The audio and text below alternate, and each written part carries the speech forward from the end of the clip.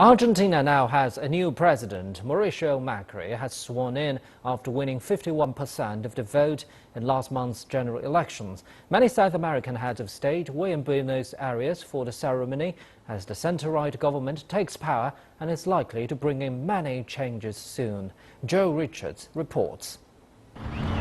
Change in Argentina as a new chapter in this country's history begins. Mauricio Macri sworn in as the 8th president since the return of democracy in 1983. Yo, Mauricio Macri. In his first speech as president, Macri called for the country's decision makers to perfect the art of finding an agreement. He promised to tackle crime, drug trafficking and bring the country's economy back in line. Estoy convencido. I want to say from the bottom of my heart that I'm convinced that if we Argentinians can come together, we will be unstoppable.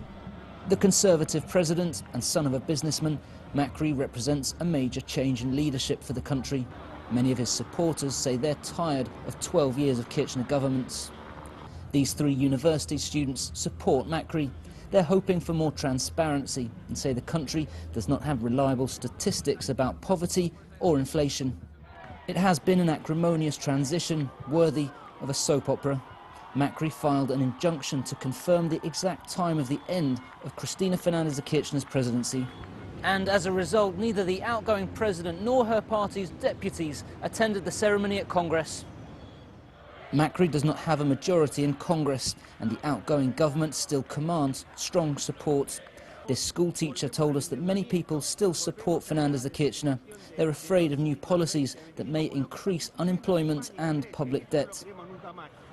Her supporters filled the square in front of Government House, some scrambling for a last glimpse of the outgoing president. Those who couldn't see simply listened in as she mentioned her late husband. When Nestor was first sworn into power, my dear fellow countrymen, we were naked. When Nestor was sworn in, no one had a dime. Mauricio Macri inherits a very different country from when the Kirchner government took power in 2003, but he faces very different challenges.